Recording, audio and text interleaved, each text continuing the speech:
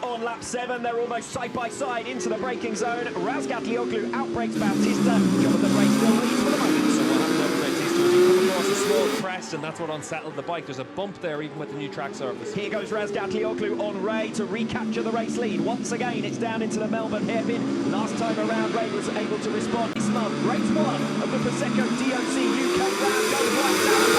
Bautista's start was already picked off Jonathan Ray by the time they get to turn 1. Alex Lowe's sending it down the inside, eventually has to back out of it. Toprak Razgatlıoğlu, big incident there. Toprak Razgatlıoğlu trying to get alongside Prix for third, and a couple of riders mixed up in that one as Bradley Ray tumbled out in the very early stages. Ray trying to come back now at Bautista, side by side further back between Lowe's and Sykes. Tom Sykes making a decent getaway as they filter then through towards the end of sector 3, and still Bautista holding on ahead of Jonathan Ray. Tom Sykes making another lunge there at the tail of Alex Lowe's. Those two facing one another over P5. Bautista, Ray, Petrucci,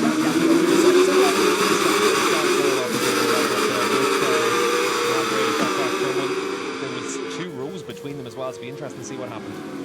Well, right on board with Jonathan Ray. Bautista already starting to gap on his left. Back onto the tail of the race leader. Yeah, needs to attack straight away because we know how good Bautista is once he's got that head of steam down and he's able to have that clear track in front of him. Well, at the moment, Ray looks slightly vulnerable to Petrucci and Toprak Razgatlıoğlu directly behind in 3rd and 4th place. Toprak needs to come through with Petrucci right at the start of this race. Otherwise, you can give him too much ground. Very deep and wide trying to set himself up for a move down the Wheatcross straight at the start of lap 2. He ran a wider entry into Goddard's, but couldn't quite hook it up to pull alongside Petrucci, so the status quo is maintained for the moment at least. Bautista, Ray and Petrucci in those podium positions. This is Michael Rinaldi, so he must have got caught up in some of the mischief early on. Here he is, running wide. Oh, well, this is a separate issue there for Rinaldi. It looks like there was 9th and 10th were Rinaldi and Gerloff on the grid, so you would have thought that they were involved together, but it looks like a totally independent incident. Yeah, I made the same assumption there. Back to the front with Bautista and Jonathan Ray coming back at him. This is a strong performance now from Ray, who's almost alongside there, absolutely nose to tail. Bautista with a little bit of lead. No opportunity through Coppice, heavy braking now in towards the Poverty exit. We'll see if Bautista can stretch away. The longest stretch coming up.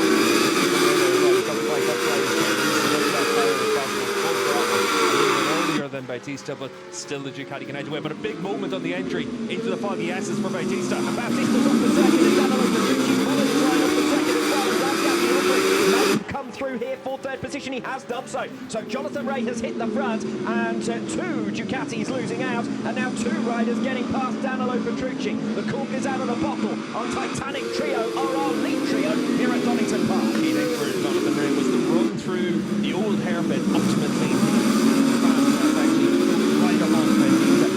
Kawasaki's working well. That's where he needs to open up his gap now to try and give himself a chance to win this race. We know Bautista's great on tyre life, so at the end of the race, the Ducati's going to get stronger and stronger. Ray needs to get down and open up a gap at this stage. Alex Lowe successfully fending off Tom Sykes. The big position was eventually granted 4th place with Danilo Petrucci running off at the Fogarty S's. So Alex Lowe's gone into 3rd position. Petrucci now into the clutches of Tom Sykes, but the lead trio has broken away. 7/10 of a second, the gap between 3rd and 4th. We're not seeing the start of this incident, and it was where on the entry to the corner Bautista got in a bit hot. You could see that the bike got unsettled, and he had no choice but to try and run through the foggy S's. But for Bautista, he's still there at 2nd spot. Toprak's closing up the top 3 because Toprak's the fastest rider on the track right now. The top 3 is closing.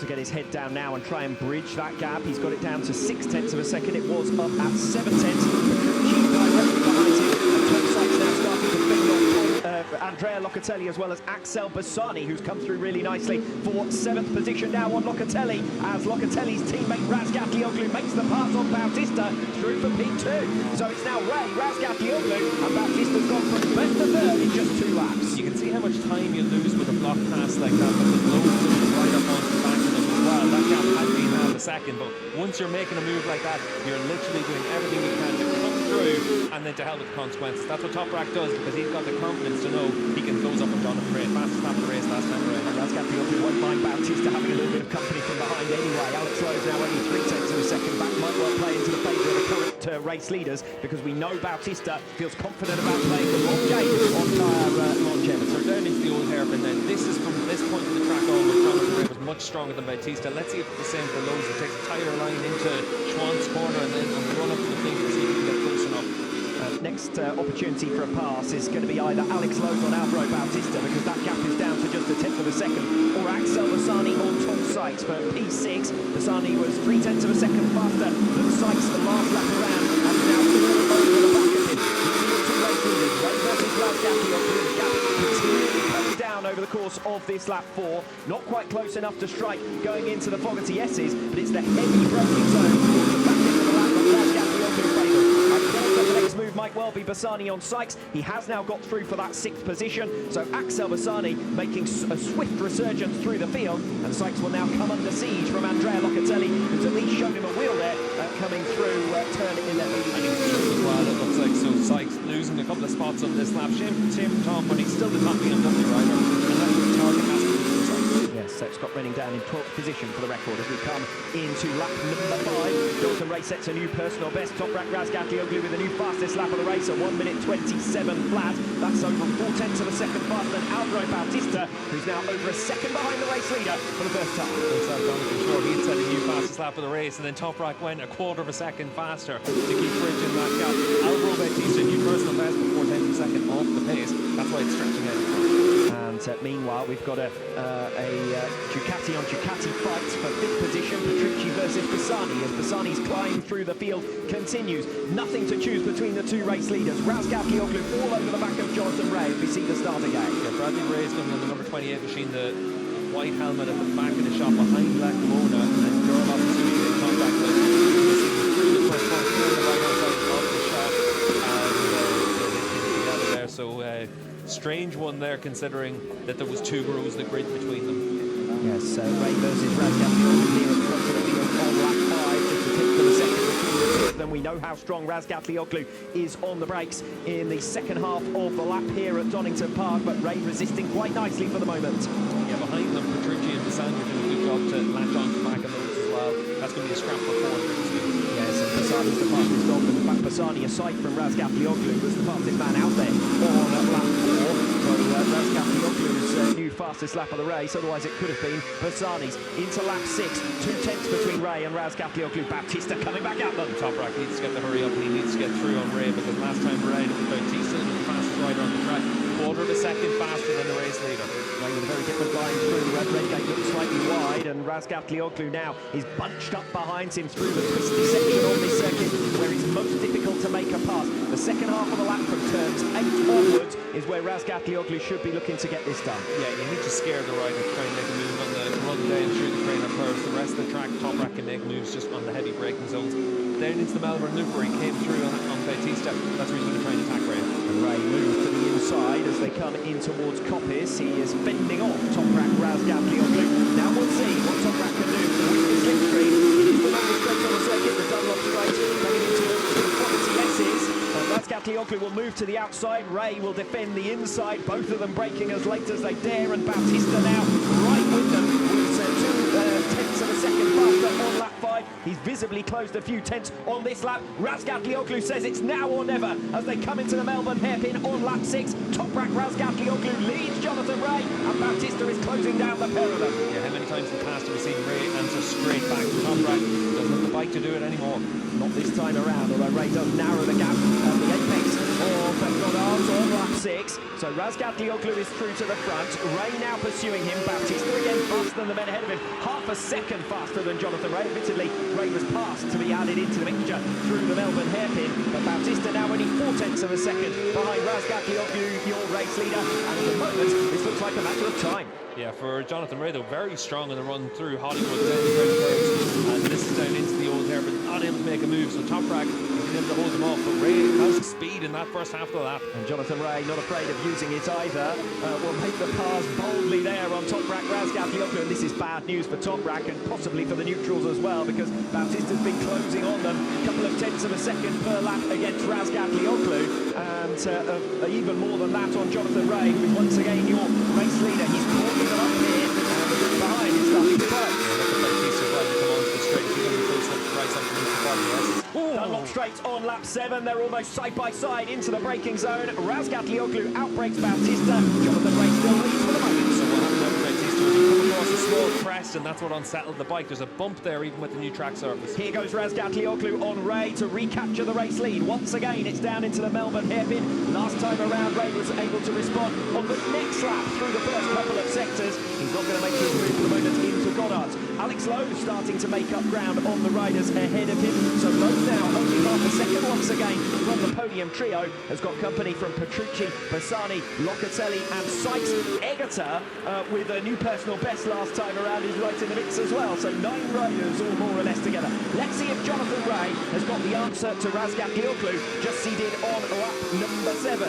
Razgatlıoğlu, I think, might defend it a little harder this time around. Yeah, Toprak's vulnerable through here, but so is Bautista with Lowe's closing right up. And here goes Alex Lowe's, and very aggressive there on Andrea Bautista. A little bit too deep. Bautista comes back, and here goes Jonathan Ray on Toprak Razgatlıoğlu. The switch back from the Turkish rider. 3 world champions at the head of the field here, and it's Razgatlıoğlu who leads them. Ray, Bautista, Lowe's, Petrucci. Don't we love Donington Park? Yeah, you can see for Jonathan Ray, that's where he had to come through. For Lowe's, it was the opportunity to come through. He was trying to make it stick, but he ran in a bit too hot into the wall. But still, this lead group, we've now got 6 riders all really closely matched. As it stands right now, it's just which bike works in different areas of the track. 6 times race winner at Donington Park, Jonathan Ray. 5 times race winner at Donington Park, Toprak Razgatlıoğlu. Andrea Bautista, never a winner at this venue. He now splits the pair of them through for second position to leave Kawasaki's in positions 3 and 4. The last few laps, Lowe's been faster than Ray. We'll see if he needs to come through on his teammate to be able to try and get himself into that fight. Petrucci still with them in 5th position. Axel Bassani, his early charge has now cooled off somewhat. He's in 6th position. Locatelli, Sykes to his credit, still hanging on in there in 8th place. Egerter coming for him though. We saw that Bautista was vulnerable on the run down in towards turn 4 last time around from Alex Lowe's. We'll see if Ray can try and carry that same speed. He's been able to make the move on Toprak through that section of the track. He needs to do something similar now. Well, this looks like going down as one of the best races of this season so far. One big group, 2 seconds covering 7 riders. Bautista escaping away somewhat this time around from Jonathan Ray. Yeah, Ray just doesn't have the bike underneath him right now to be able to go with him. You can see how much that leading 2 have stretched out from 3rd position. Ray with a slide there as well, it looked like, as he pitched into that left-hander. As it is in the championship, it's a 2-horse race, as it is in race 1. Here at the Prosecco DOC UK round, it's a head-to-head between Razgatlıoğlu and Bautista. Now, Bautista's strongest area might well be coming off Coppice and down the Dunlop straight, but we know that into turn 9 on the TS's is Razgatlıoğlu's strongest area. Look how early Bautista gets alongside Toprak here on lap 9. He breezes through. Toprak can be as late as he wants on the brakes, and he's never going to be able to counter that. But it's down into the loop is where he does counter, and then the bottom of the hill is he can get beside Bautista. In towards the Melbourne Hairpin then, where Jonathan Ray and Toprak Razgatlıoğlu have been scrapping it out. Toprak can't quite get there. Bautista working very hard to get it stopped on time. There might be an opportunity here into Goddard.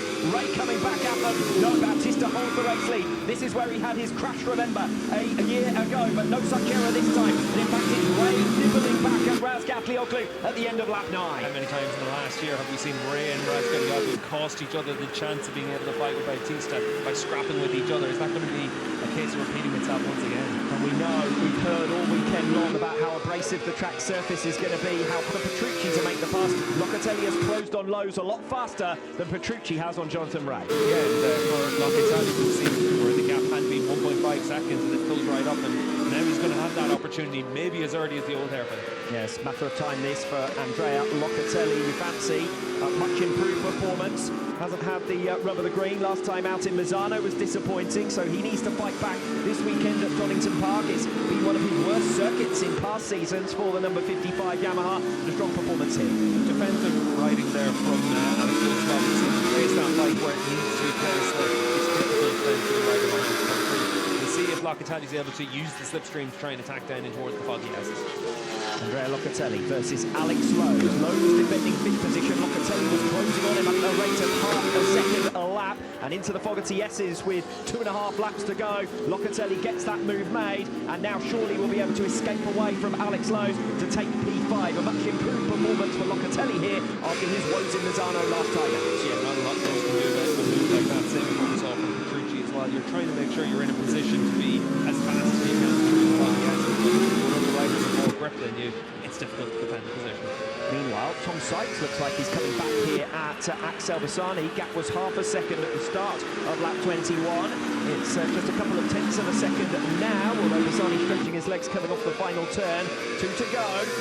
So we've got a bit of a train here. Meanwhile, in that race between Jonathan Rea and Danilo Petrucci, every time Petrucci closes the gap to a couple of tenths, Rea opens it back out again to half a second. Yeah, you can see here as well, the two BMWs chasing down two independent Ducatis. For Tom Sykes, it'd be a really good scalp if he can come away with 7 and come through in Bassani. For Scott Redding, if he's able to just have a damage limitation run and come through on Philip Earth and come away with 9th position, at least it'll give him some good information for tomorrow. Scott Redding then up inside those top 10 positions, which has been far from easy for him of late. Last couple of rounds, really underwhelming for Scott Redding. Has found himself much further back than he would like to be. He's weaving around there on the tail of Philip Erpel. So it does look as though he's got the pace advantage. We switch back to Bautista. He's 3.7 seconds now clear, making up the huge margins and riding at ease is Alvaro Bautista here up at the front of the field. Razgatlıoğlu in second, Rea 3 seconds further back in third. Petrucci still half a second back, so it doesn't look like he's going to get through. Lowe's well clear of Bassani. Sykes fighting for that 7th position against Bassani, who is defending for the moment. And Scott Redding has now got through on Philip Erpel. That is for P9.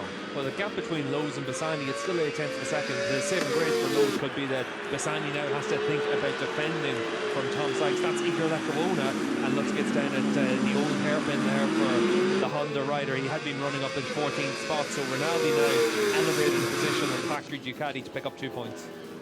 Race is for third and for 7th on the final lap, but Alvaro Bautista is in a race of his own, still lapping in the 1:26 on the penultimate lap. Yeah, still within 4 tenths of a second to his fastest lap of the race. That's very impressive. Alvaro, considering the big talking point of being tyre wear here, Alvaro's been able to break the lap record and maintain that pace for most of the race. Big gaps between our 3 leaders, over 4 seconds now between Bautista and Razgatlıoğlu, 2.5 seconds back to Jonathan Rea. And Danilo Petrucci has given up on a podium finish.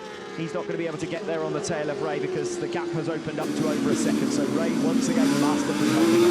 Yeah, so the train riders then from Bassani, Sykes, Redding, Ertl and Domi Aguilar. It looks like Philip Ertl's got a technical issue, and it's also going to be an issue that's taken the number 77 off there as well. We saw some smoke coming out, maybe some fluid on the track.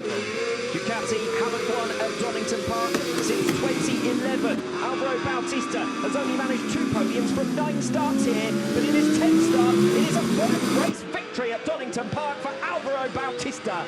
Memories of 20